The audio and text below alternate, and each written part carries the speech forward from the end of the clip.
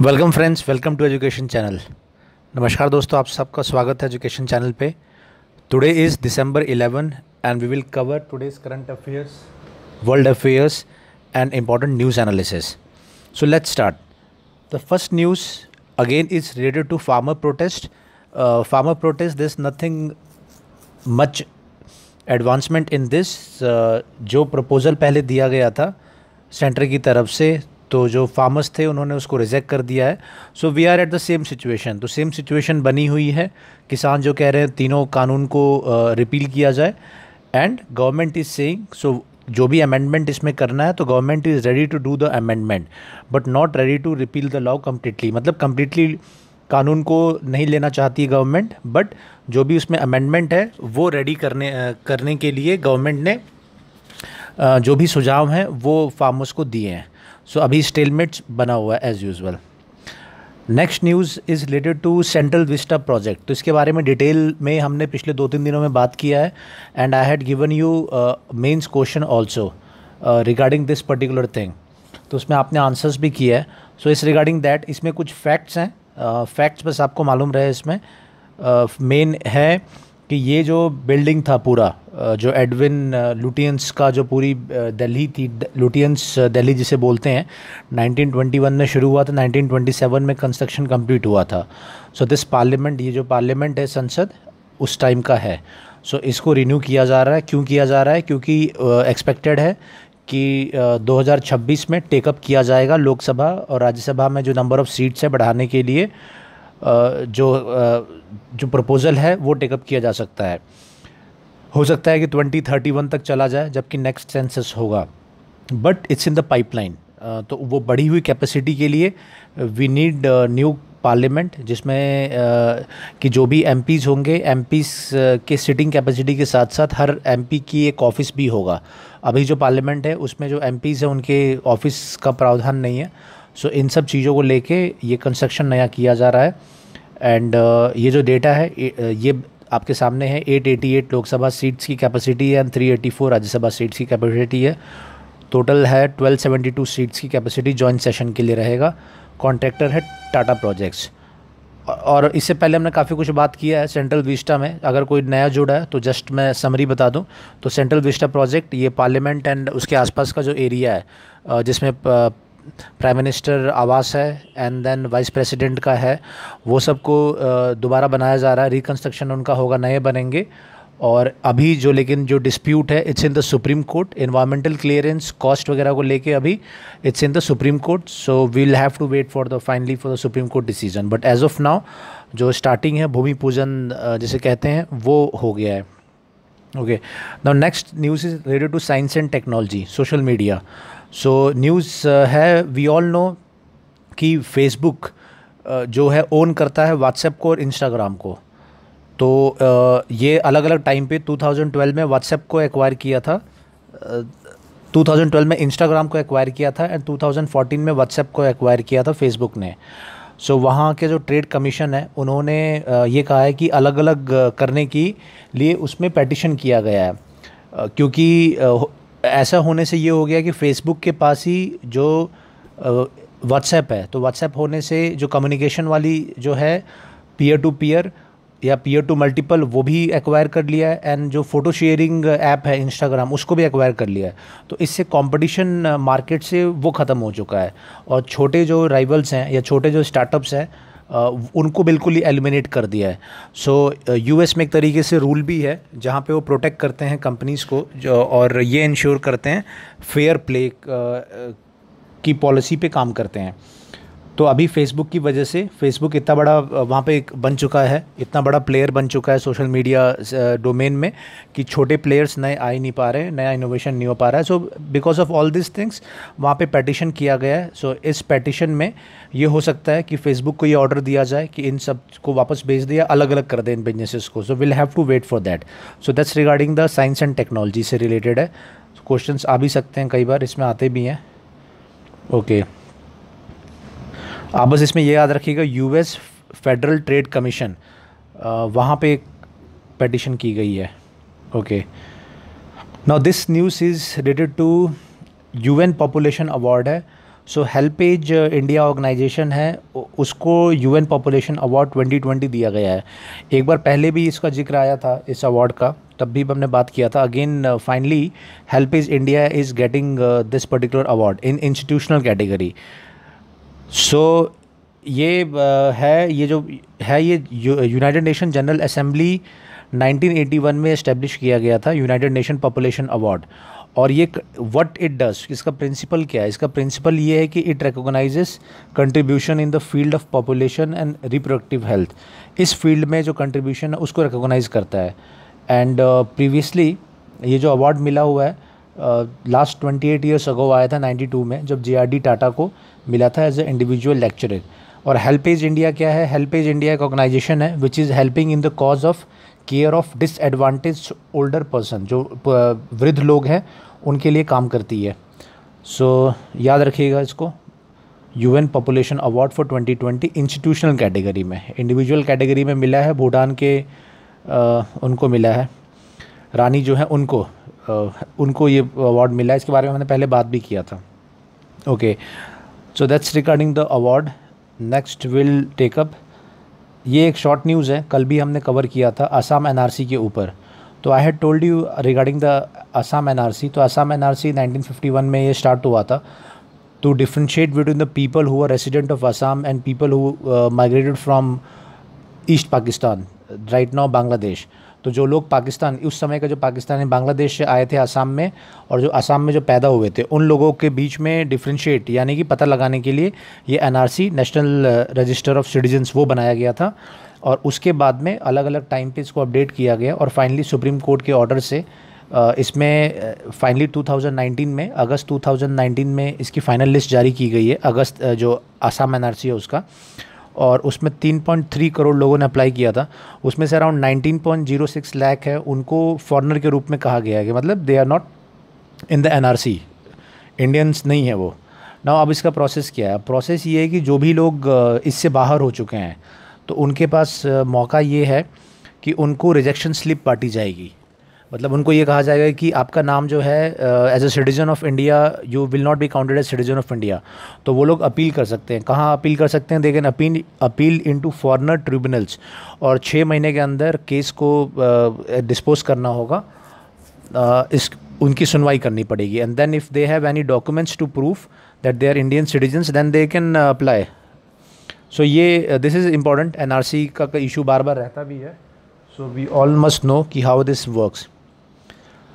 Now this news is related to animal kingdom, और इसमें यह है कि एंथ्रेक्स एक बीमारी है, वो उस एंथ्रेक्स की बीमारी से असम में कुछ एलिफेंट्स हैं, उनकी डेथ हो गई है। नाउ हमारे लिए इंपॉर्टेंट क्या है? हमारे लिए इंपॉर्टेंट है कि एंथ्रेक्स डिजीज़ है बैक्टीरियस एंथ्रेसिस, ये एक बैक्टीरिया है, उससे होती है, और जानवरों में ये बीमारी होती है एंथ्रेक्स। तो आपको ये याद रहे इतना सा।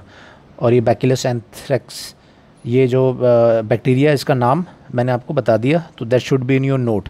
चूँकि इससे डेथ हुई है, तो दैट ये क्वेश्चन कहीं पूछा भी जा सकता है कि एंथ्रेक्स किस कहाँ पे होती है, जानवरों में होती है, कहाँ होता है, एंड देन उसका कॉज क्या है। Now will take up the editorial. In editorial will take up the important articles. पहला आर्टिकल क्या है? The first article is regarding the farmer bills. Again ये फार्मर बिल्स के ऊपर है। तो इसमें we have already talked a lot about this, और इस पर कुछ अलग से वीडियोस भी मैंने बना के डाले हुए हैं इस चैनल पे, तो you can watch that videos, आप वो वीडियो देख सकते हैं। इसमें क्या है? दस नथिंग न्यू इन दैट। बस इसमें ये है कि इसमें राइटर ये कह रहे हैं कि जो गवर्नमेंट ने जो अमेंडमेंट्स सुझाए हैं, जो अमेंडमेंट्स प्रपोज किए हैं, उन अमेंडमेंट्स को इम्प्लीमेंट करना चाहिए, एंड देन उसके बाद बातचीत करनी चाहिए। We all know agitations is going on, और December 12 and then after that December 14 जो फार्मर्स हैं उन्होंने कॉल किया है बंद का, एंड देन फर्दर उन्होंने रेलवे पटरी पे बैठने के वगैरह की बात कही है। तो इसमें राइटर ये कह रहे हैं कि बेसिकली जो कंसर्न्स हैं, जो अमेंडमेंट वाले कंसर्न्स हैं, वो ये कह रहे हैं कि जो टैक्स का कल्चर है, जो पब्लिक मंडीज़ में, जो APMC मंडीज़ हैं जहाँ पे टैक्स लगता है और प्राइवेट मंडीज़ में टैक्स नहीं लगेगा, तो उसको एड्रेस किया जाए। फिर रजिस्ट्रेशन ऑफ ट्रेडर्स को एड्रेस किया जाए, और जो डिस्प्यूट रेजोल्यूशन है, जिसमें कि SDM के पास ही डिस्प्यूट रेजोल्यूशन होता था, अभी वो चेंज करके उसको सिविल कोर्ट की भी पावर दी जा रही है।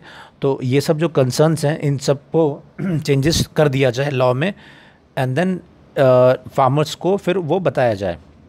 बट ठीक है, वी हैव ऑलरेडी टॉक्ड, और हमारा स्टैंड ये होना चाहिए कि अगर पूछा जाए तो हमारा स्टैंड ये होना चाहिए कि कोई भी गवर्नमेंट जब चुनी जाती है तो वो चुनी जाती है through due process. India is a democratic country, तो जब गवर्नमेंट चुन के आती है तो इलेक्शंस के थ्रू चुन के आती है, और जो कानून जो बनाती है वो पार्लियामेंट बनता है, क्योंकि काम ही है पार्लियामेंट का कानून बनाना। और अगर कोई भी बिल अगर पार्लियामेंट से पास हो रहा है तो ये माना जाता है कि वो डेमोक्रेटिक प्रोसेस के थ्रू है और लोगों का विल है।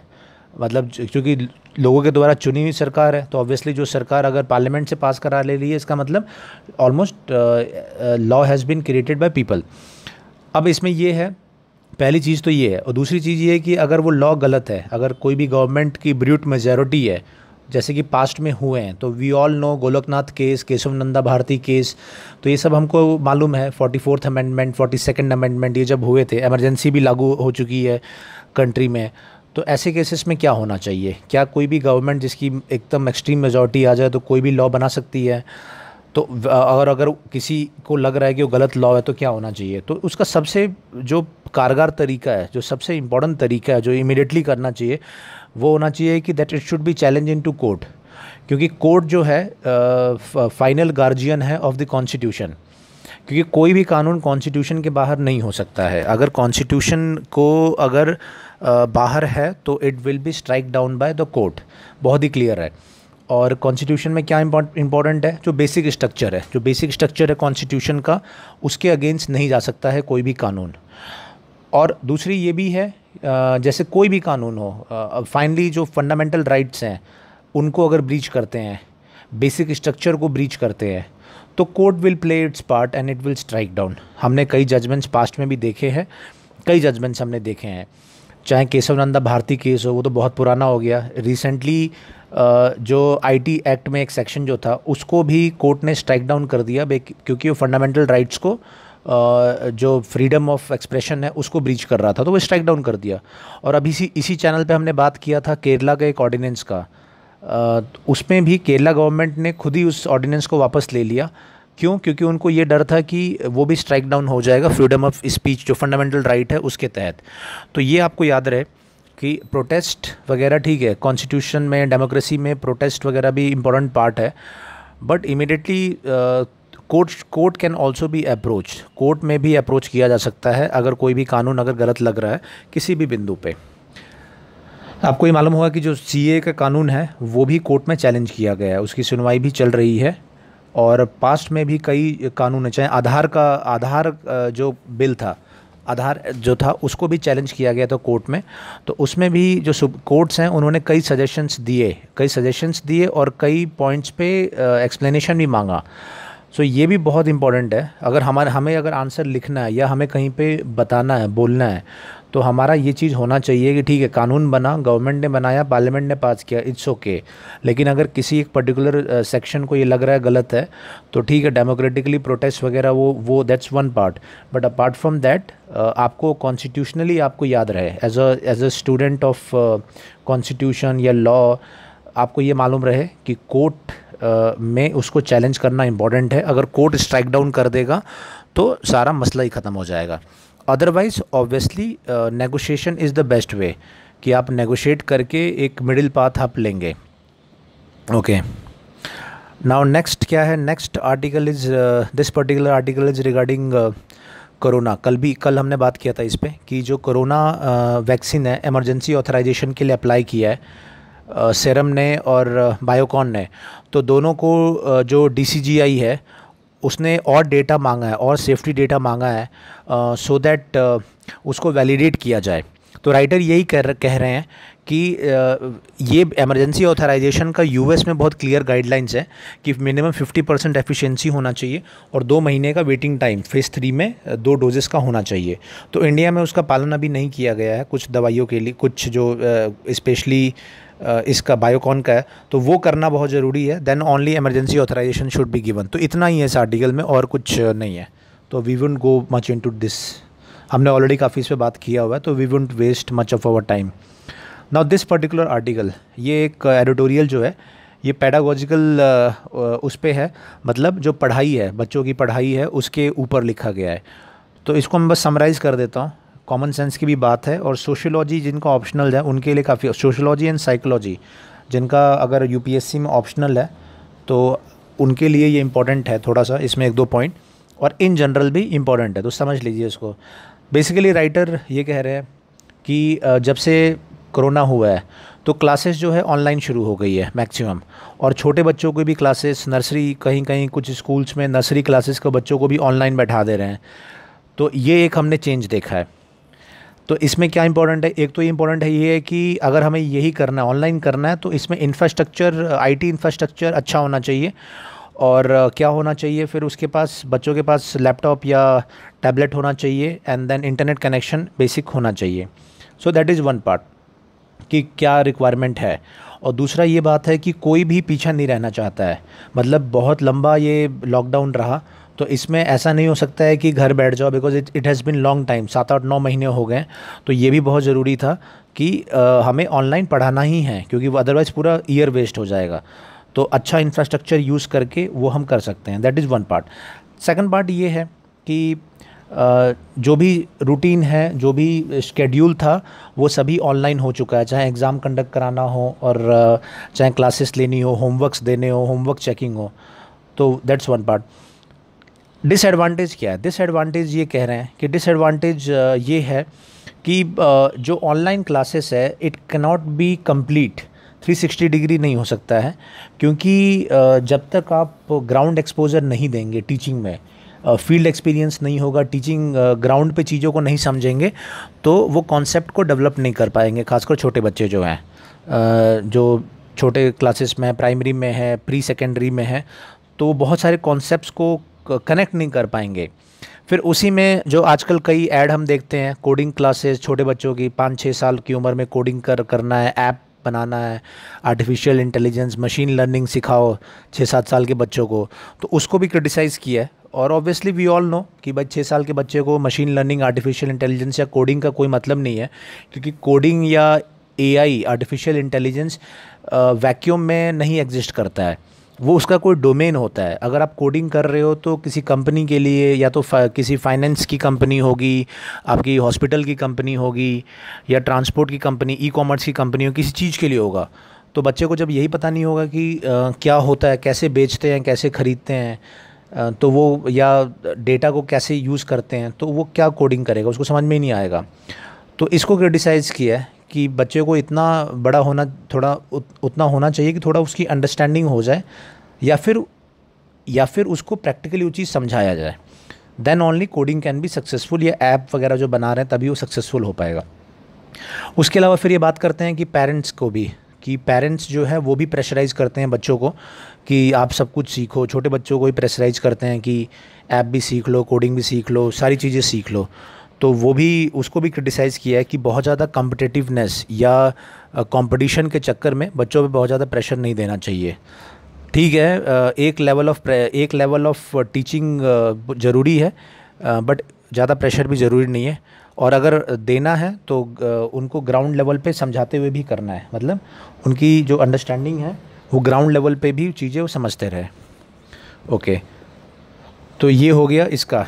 एंड देन फाइनली यही चीज़ें हैं इसमें। सो दैट्स ऑल। कहीं अगर ऐसे वगैरह में लिखना हो तो आप इन पॉइंट्स को यूज़ कर सकते हैं। और अगर आपका ऑप्शनल सोशियोलॉजी एंड साइकोलॉजी है, सो ऑब्वियसली इसको आप ज़रूर यूज़ करेंगे। Next is regarding the politics. तो बेसिकली पॉलिटिक्स में ये है कि जो तेलंगाना में अभी मेयर इलेक्शंस हुए थे, लोकल इलेक्शंस हुए थे, तो उसमें जो एक पार्टी है उन्होंने जो अच्छा किया है तो उसके बारे में, so not much into that, simple politics है तो we won't go deep into that, कुछ अपने एग्ज़ाम से रिलेटेड नहीं है। दिस थिंग ये है इंटरनेशनल रिलेशन से रिलेटेड। ये ईरान के बारे में है, ईरान के जो न्यूक्लियर प्रोग्राम के बारे में। तो हमने इसके बारे में बात किया है, तो सिंपल इसको समराइज़ कर देते हैं दोबारा कि 2015 में ईरान और यूएस मेनली न्यूक्लियर डील हुआ। यूएस के अलावा उसमें जो परमानेंट 5 परमानेंट जो नेशन है सिक्योरिटी काउंसिल में, China, France, Russia, UK, US and plus Germany, इनके साथ में 2015 में न्यूक्लियर डील हुआ था ईरान का। और क्या हुआ था न्यूक्लियर डील कि जो ईरान है वो अपने न्यूक्लियर जो एम्बिशंस है, न्यूक्लियर बॉम्ब के एम्बिशन, उसको छोड़ देगा। और बदले में क्या मिलेगा? बदले में जो इकोनॉमिक सैंक्शंस हैं ये कंट्रीज़ हटा लेंगे। तो उसके इकोनॉमिक सैंक्शन मतलब उसके बैंक हैं, चाहे ऑयल है, क्योंकि ईरान एक ऑयल एक्सपोर्ट का बहुत बड़ा बिजनेस है ईरान का, वहाँ से उसकी इकोनॉमी स्ट्रेंथन होती है। तो वहाँ से सैंक्शन हटा लिया। और जो ईरान के बैंक्स हैं उनके लेन देन या ईरान की करेंसी पे लेन देन से भी सैंक्शन हटा दिया। तो ईरान की इकोनॉमी से मजबूत हुई ना। हुआ उससे क्या हुआ ये कि जब ईरान मजबूत हो रहा है, मैंने कई बार बता भी चुका है कि ईरान जो है वो शिया डोमिनेटेड कंट्री है। मतलब इस्लाम में दो होते हैं, दो मेजर सेक्ट हैं, शिया एंड सुन्नी। तो सऊदी अरेबिया, यूएई और बाकी जो कंट्रीज़ हैं वहाँ पे वो सुन्नी बाहुल्य है, सुन्नी मेजॉरिटी है, and Iran is Shia majority. तो उसकी वजह से कई वहाँ पे ऐसे भी टेररिस्ट ऑर्गेनाइजेशंस भी है। फॉर एग्जांपल हिजबुल्लाह वगैरह को कंसीडर करते हैं एज ए टेररिस्ट ऑर्गेनाइजेशन। तो वो इज़राइल में डिस्टर्बेंसेस फैलाते रहते हैं, चाहे इज़राइल हो, लेबनान हो, वहाँ पे होल्ड है। तो ईरान जो है वहाँ पे एक इम्पॉर्टेंट पावर बन गया था जब 2015 के बाद में। क्यों? क्योंकि इकोनॉमिक सैंक्शंस हट गए तो इकनॉमी उसकी प्रॉस्पर करने लग गई। तो इकोनॉमिकली और पॉलिटिकली बहुत मेजर पावर बन गया था। इंडिया से भी ईरान के बहुत अच्छे रिलेशन रहे हैं काफ़ी टाइम से, पुराने टाइम से, मतलब एंशिएंट टाइम से ही ईरान के साथ काफ़ी अच्छे रिलेशन रहे हैं। तो ये सैंक्शंस हटने के बाद में उसका एक्सपोर्ट भी बढ़ा, इकोनॉमी भी अच्छी हुई, काफ़ी कंट्रीज़ के साथ में रिलेशंस भी स्ट्रांग हो गए। तो उससे क्या हुआ? उससे ये हुआ कि इज़राइल और सऊदी अरेबिया जो मेजर वहाँ पे उसके कॉम्पिटिटर है, उनकी पोजीशंस थोड़ी वीक हो गई। Then came the Trump, Donald Trump 2016 में आए। तो वहाँ पे आने के बाद में क्या हुआ? ट्रम्प ने ये जो अपना डील है उससे बैकआउट कर लिया, मतलब वो और सैंक्शंस जो हैं दोबारा लगा दिए। तो उससे जो इज़राइल है, सऊदी की पोजीशन जो है वो इम्प्रूव हुई। और उसके बाद में अभी रिसेंटली इन दिस ईयर मैंने बताया भी था कि डोनाल्ड ट्रम्प के एफर्ट से क्या है, और Donald Trump is biggest backer of Israel, Israel को काफ़ी सपोर्ट करते हैं वो। इंडिया के भी अच्छे रिलेशन है इज़राइल के साथ में, it's a good ally, important ally of India, काफ़ी हेल्प करता है इंडिया की। तो उससे क्या हुआ कि बेसिकली इज़राइल के पिछले 1 ईयर में इज़राइल के जो रिलेशन है, डिप्लोमेटिक रिलेशंस, वो रीस्टार्ट हो गए हैं। अभी आगे मैं बताऊंगा अभी। तो उसके वो स्टार्ट हो गए और उससे क्या हुआ? तो Iran Israel came into a good position. और अभी क्या है कि अभी ये होना है कि जब ये नई गवर्नमेंट आएगी, जो बाइडेन की गवर्नमेंट आएगी, डेमोक्रेटिक पार्टी की है ये, और डेमोक्रेटिक पार्टी के ही बराक ओबामा थे, तो उसी पार्टी लाइन पे चलेंगे। और जब ये डील हुई थी तो उस समय वाइस प्रेसिडेंट थे जो बाइडेन, तो वो दोबारा वो डील में जाएंगे। कल मैंने बताया भी था कि ईरान ने कहा है कि वो न्यूक्लियर डील में दोबारा जाना चाहते हैं, जिससे उस पर सैंक्शन हटा लिया जाए। तो इसीलिए वहाँ पे जो मिडिल ईस्ट है वहाँ पे एक नया अलाइनमेंट हो रहा है। नया अलाइनमेंट ये हो रहा है कि इज़राइल और सऊदी अरेबिया, यूएई ये क्लोज़ आ रहे हैं। किस लिए? क्योंकि ईरान को टैकल करने के लिए, जिससे ईरान मजबूत ना हो जाए। इसीलिए क्योंकि हालांकि Israel and Saudi Arabia and UAE ये सब कंट्रीज़ दुश्मन थी एक टाइम पे। दुश्मन मतलब इनके डिप्लोमेटिक रिलेशन अच्छे नहीं थे because of Palestine issue. Israel में पैलेस्टाइन इशू है, उसकी वजह से वो भी मुस्लिम रिलेटेड इशू है, तो उसकी वजह से जो इस्लामिक कंट्रीज़ हैं वो इज़राइल के एंटी थी।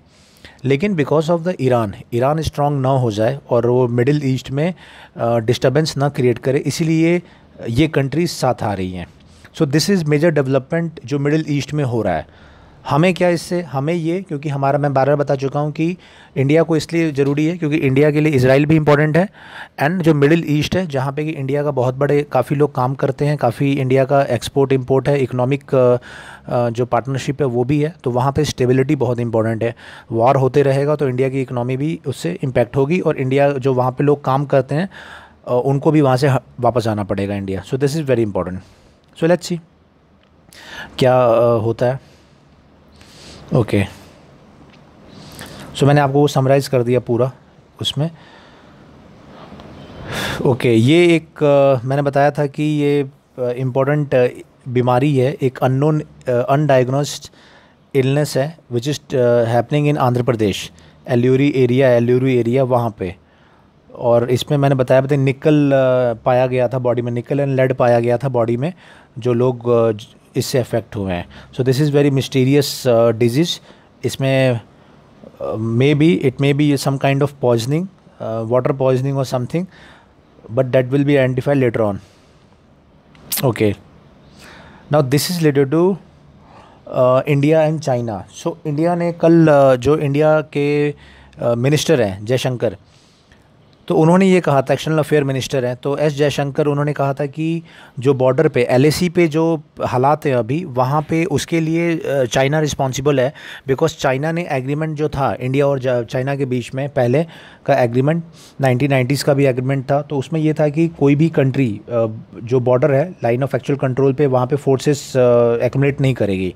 लेकिन चाइना ने उसको ब्रेक किया एंड मई के मंथ में वहाँ पे काफ़ी फोर्सेस इकट्ठी कर दी। नाउ चाइना ने अभी ये कहा है कि उल्टा कहा है कि नहीं, India is the responsible, because China ये चाहता है कि पीसफुली काम हो, पीसफुल रिलेशन बने रहे, बट अगर टेरिटोरियल इंटीग्रिटी की बात होती है तो चाइना उसको डिफेंड करेगा। Now this is a very important dispute going on, क्योंकि 8 राउंड ऑफ बातचीत हो चुकी है और चाइना जो पोजीशन उसने ली है लाइन ऑफ एक्चुअल कंट्रोल पे, उससे पीछे नहीं जाना है। और इंडिया की ये पोजीशन है कि इंडिया ने ये कहा है कि अगर लद्दाख में अगर वॉर भी रहेगा, वॉर टाइप सिचुएशन भी रहेगी और इकोनॉमी और पॉलिटिकल कॉन्टेक्ट भी एज़ यूजुअल बने रहे, तो वो पॉसिबल नहीं है।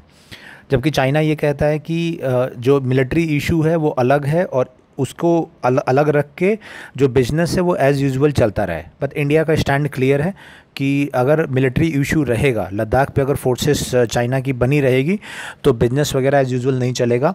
और तभी हम देखते हैं कि काफ़ी इम्पैक्ट हुआ है, जो ऐप्स वगैरह हैं वो भी बैन किए हैं चाइना के, और उसके साथ इकोनॉमी में भी ये भी मेजर लिए गए हैं कि डंपिंग ना किया जाए चाइना के द्वारा। तो कई मेजर्स लिए गए हैं। So will have to keep a watch on this, हमें इस पर एक वॉच रखना पड़ेगा। ये है इंडिया नेपाल के बीच में कमर्शियल फ़्लाइट शुरू होने जा रही है, एयर बबल बना के कमर्शियल फ़्लाइट शुरू होगी। So my question will be, air bubble मैंने 2-3 महीने पहले डिस्कस किया था, तो again I will ask you today, what is air bubble? Basically you tell me air bubble क्या होता है। तो एयर बबल जो है, अभी हमने आईपीएल में भी सुना था एयर बबल, और कोई भी अगर स्पोर्ट्स टूर्नामेंट हो रहे हैं तो हमने उसमें इसका जिक्र आया एयर बबल का। तो you right what is air bubble.